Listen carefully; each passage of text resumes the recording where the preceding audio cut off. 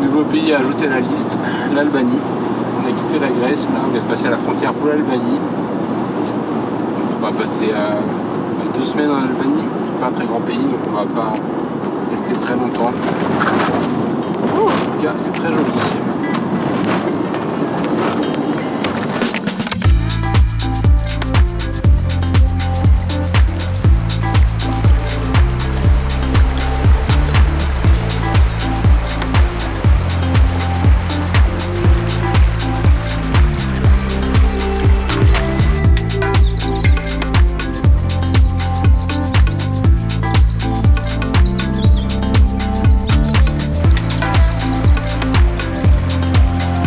Comme à notre habitude, nous sommes entrés dans le pays sans itinéraire précis en tête. Nous nous laissons porter par la route et par les points d'intérêt que nous dénichons au fur et à mesure. Et pour notre premier arrêt, nous avons décidé de découvrir l'Œil Bleu, une source d'eau d'une pureté incroyable qui jaillit des entrailles de la terre.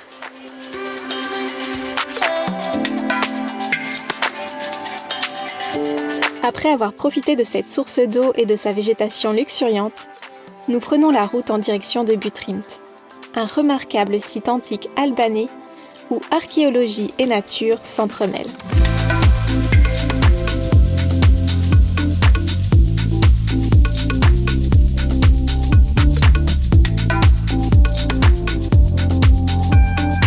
L'histoire de Butrint remonte à des millénaires, avec des traces de vie préhistoriques retrouvées dans les environs. Depuis, de nombreuses civilisations s'y sont succédées. La ville fut colonisée par les Grecs, par les Romains, par les Byzantins, puis par les Vénitiens, pour finir entre les mains des Ottomans, avant d'être abandonnée définitivement à la fin du Moyen Âge. Les diverses ruines visibles retracent bien les différentes périodes de la ville et de la région.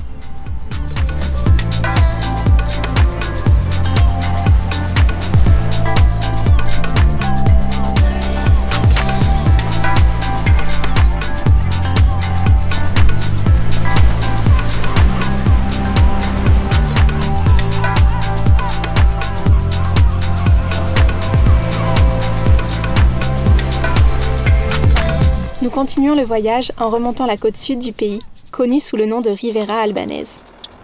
Ici, l'eau turquoise se mélange avec la blancheur des plages et la couleur orangée des falaises.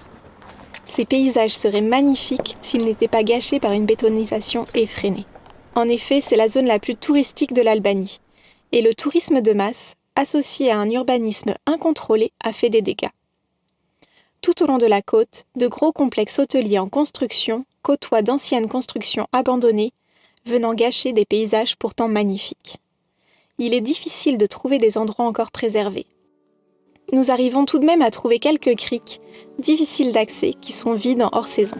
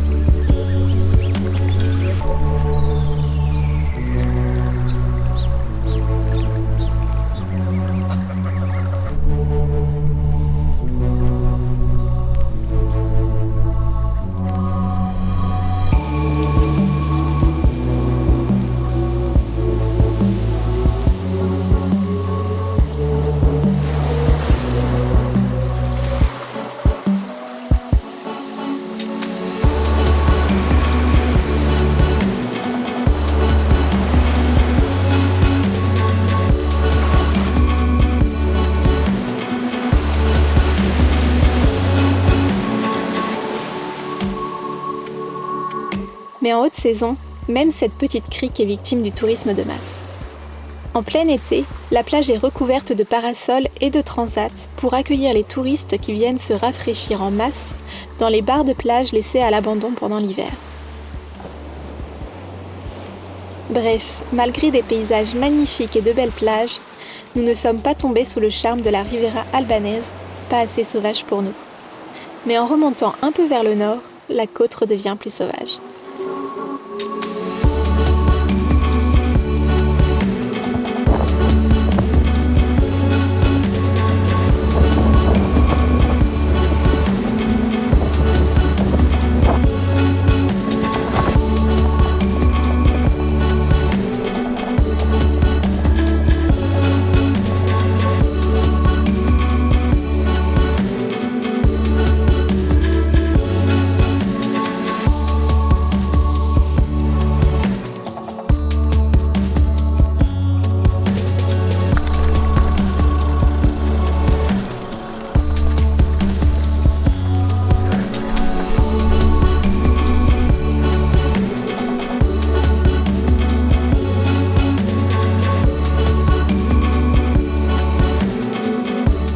est temps de quitter la côte pour retourner dans les terres et explorer l'arrière-pays albanais. Il faut savoir que l'Albanie est un pays avec beaucoup de relief et peu de routes. Il faut faire souvent de gros détours pour passer d'une vallée à une autre, car il n'existe pas de route ou de tunnel permettant de traverser les montagnes. Malgré la petite taille du pays, à peine plus grand que la Bretagne, cela nous oblige à parcourir pas mal de kilomètres à bord de Mike. Aujourd'hui, on visite la ville de Gjirokastër dans le sud du pays. C'est une ville qui est inscrite au patrimoine mondial de l'UNESCO parce qu'elle est super bien conservée et c'est l'une des dernières villes en Albanie qui est de style ottoman. Parce que oui, si vous ne le saviez pas, l'Albanie ça fait partie de l'Empire ottoman. D'ailleurs, c'est pour ça qu'aujourd'hui, l'islam ça reste la religion majoritaire dans le pays. Et donc on va passer la journée à aller découvrir les petites ruelles, les petites maisons ottomanes et surtout on va aller voir la forteresse qui surplombe la ville.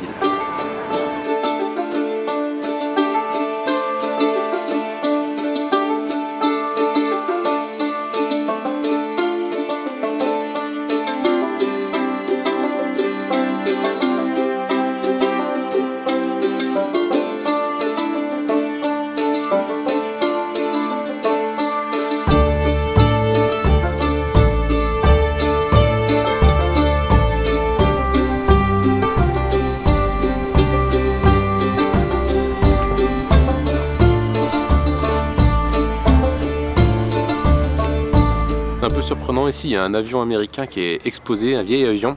Ça paraît un peu anachronique ici dans un château fort.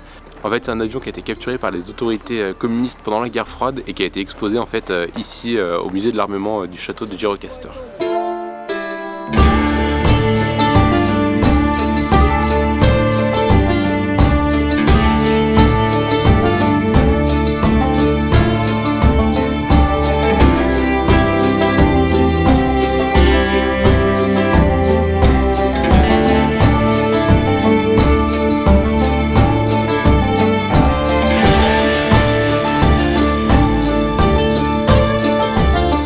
La visite de la ville elle est super sympa, les maisons ottomanes sont vraiment super jolies. Par contre on sent bien que dès qu'on s'éloigne un peu des rues principales, on voit que la ville est quand même très délabrée comme un peu partout en Albanie. On ressent vraiment la pauvreté du pays.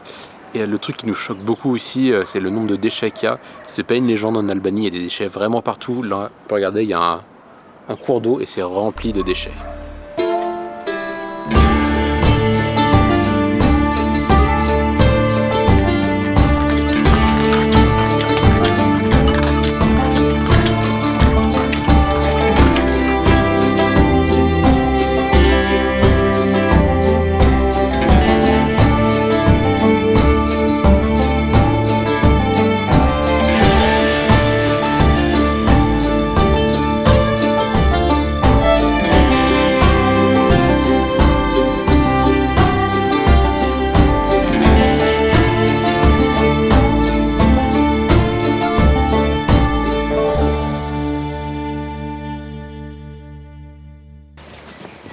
On est un petit peu matinal ce matin, il est à peine 8h.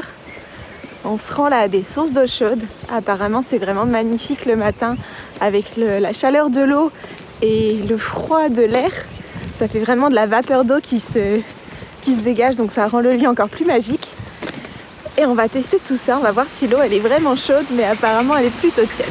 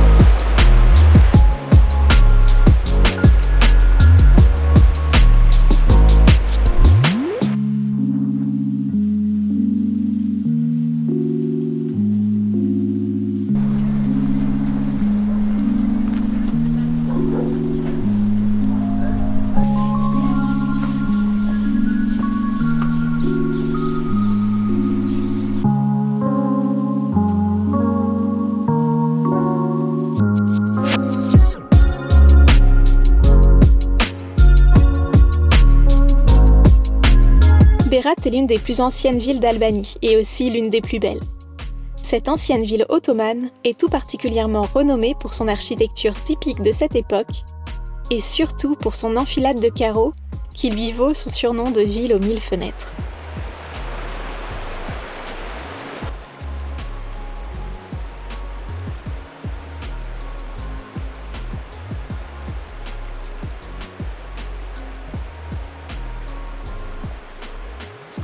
J'en profite là qu'on soit posé sur ce spot pour vous parler un petit peu des routes en Albanie. Parce que là, pour accéder à ce spot-ci qui est en bord de canyon, avec la rivière en contrebas, donc qui est vraiment magnifique, on a dû emprunter une portion de route nationale. Donc le concept de route nationale en Albanie, il est assez particulier. Par exemple, là, je me situe sur la portion de route nationale qu'on a dû emprunter. Donc en réalité, c'est une piste. Donc il ne faut pas du tout faire confiance à l'appellation route nationale en Albanie pour rester sur des grands axes. Les routes, elles se transforment très facilement en pistes. Et donc certaines routes nationales ne sont pas des grands axes, c'est très important de le savoir. Nous, on a failli faire l'erreur d'emprunter une route entre Permet et Berat, qui était censée être une route nationale, qui apparaissait en tant que telle, en tout cas sur Google Maps. Vous savez, elle était représentée par l'axe jaune qui indique les axes principaux. Et en fait, en réalité, c'est une piste. Et en se renseignant un petit peu, on s'est rendu compte que c'était la route la plus dangereuse d'Albanie. Donc, qui n'est pas du tout recommandée si on n'a pas un 4x4. Donc, nous, avec Mike, qui a que 2 roues motrices, ça aurait été un petit peu compliqué, je pense.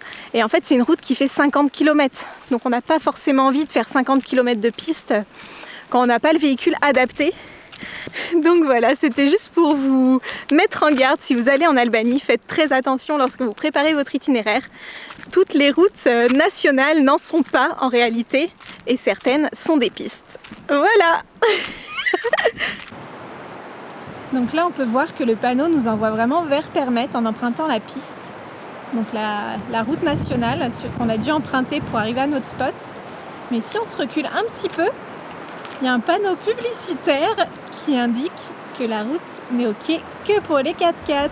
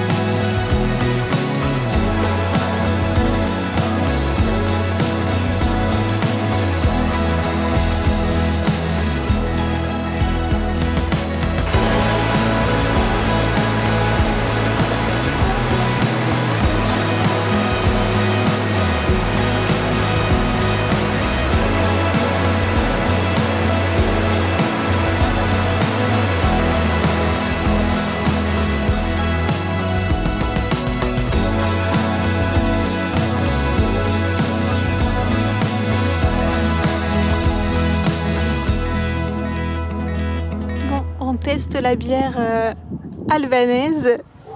On en avait déjà bu en vrai. C'est pas notre première, hein, loin de là. Et on est dans un lieu assez cool. C'est une ferme avec un restaurant. Et on peut rester posé pour la nuit. Et il y a un magnifique coucher de soleil. Il y a des tortues. Oui, il y a des tortues. Et du coup, Mike, il est juste là-bas. Trop trop beau ici.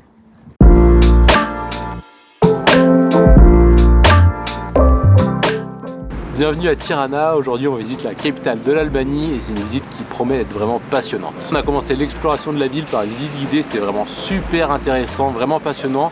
Si vous parlez anglais et que vous voulez en apprendre un peu plus sur l'histoire moderne de l'Albanie, on vous conseille vraiment de faire ces visites guidées dans la ville.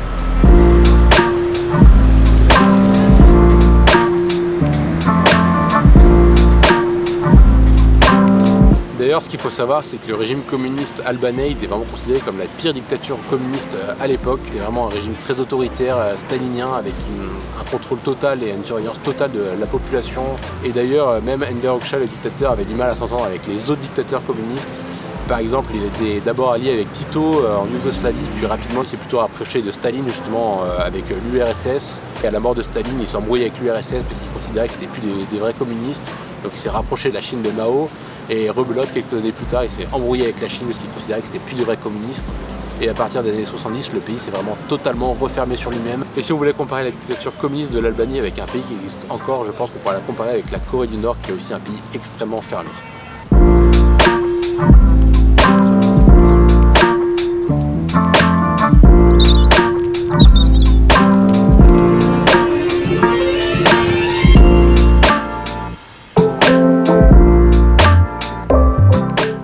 Dans ce parc, il y a un mémorial de l'époque communiste. Donc il y a 3 éléments. Il y a un morceau du mur de Berlin qui représente un peu l'isolement du pays pendant cette période. Il y a une structure en béton qui était utilisée dans les mines de travaux forcés pour les opposants politiques. Et enfin, il y a un bunker qui représente un petit peu la paranoïa du dictateur Hoxha. Parce qu'il faut savoir qu'il vivait dans une paranoïa totale où il était persuadé que les gros pays comme l'URSS et les États-Unis voulaient envahir l'Albanie. Il a fait construire plus de 150 000 bunkers dans le pays. Donc c'est à peu près un bunker pour 11 habitants. Donc c'est totalement énorme. Ça a dû coûter vraiment une fortune. Et forcément, ça n'a jamais été utilisé. Parce qu'en 1991, quand les habitants se sont ouverts au monde, ils se sont rendus compte que les États-Unis n'avaient aucune intention d'envahir l'Albanie. Et la plupart, ils ne savaient même pas que l'Albanie existait.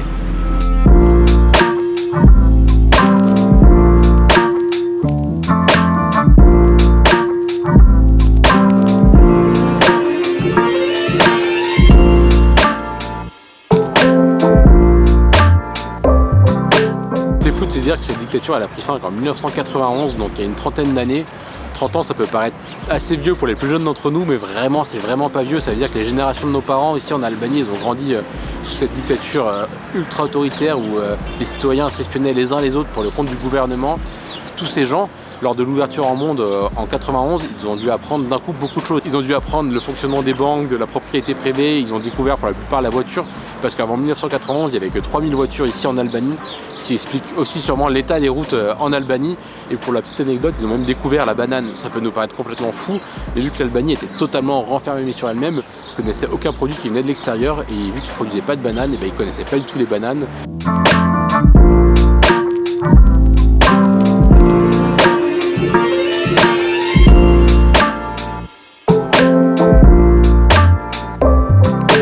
Dernière petite anecdote pour la route, c'est assez marrant de voir qu'aujourd'hui en face de la maison de l'ancien dictateur Hoxha, il y a un KFC. Donc aujourd'hui il y a le colonel Sanders qui regarde droit vers la maison du dictateur. C'est un peu comme un symbole de la défaite du communisme face aux capitalistes américains.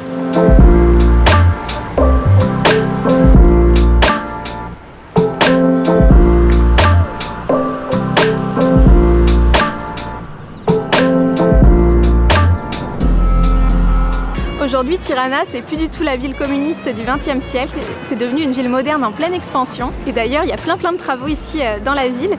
Et pour vous donner un petit ordre de grandeur, à la fin de l'époque communiste, en 1991, on comptait à Tirana 300 000 habitants, alors qu'aujourd'hui la ville arrive à près d'1 million d'habitants, donc ça montre vraiment que c'est devenu une très grande ville.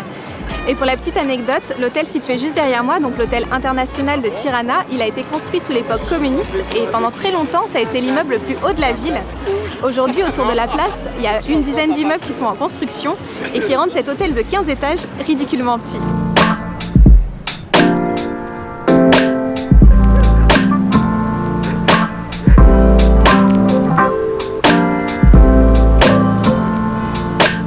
Un truc qui est chouette en Albanie, c'est la cohabitation religieuse, parce que même si la majorité du pays est musulmane, il y a vraiment de toutes les religions ici et ils vivent en parfaite harmonie. Et à Tirana, comme dans tout le reste du pays, on trouve aussi bien des mosquées que des églises catholiques et des églises orthodoxes.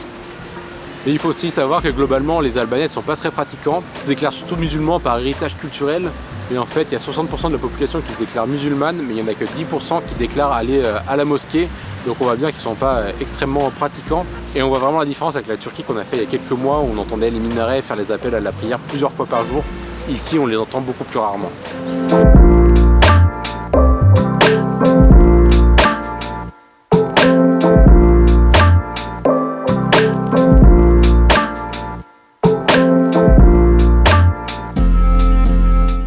aussi pour ça qu'on aime voyager, pour en apprendre un peu plus sur les pays que l'on traverse et leur histoire. D'ailleurs, n'hésitez pas à nous dire dans les commentaires si vous appréciez lorsqu'on vous partage quelques points historiques comme ici. Comme dans beaucoup de pays que l'on a traversés, on ne peut s'empêcher de remarquer qu'il y a une grosse différence entre les grandes villes et le reste du pays. Si Tirana ressemble à une ville moderne et développée, c'est loin d'être le cas du reste du pays.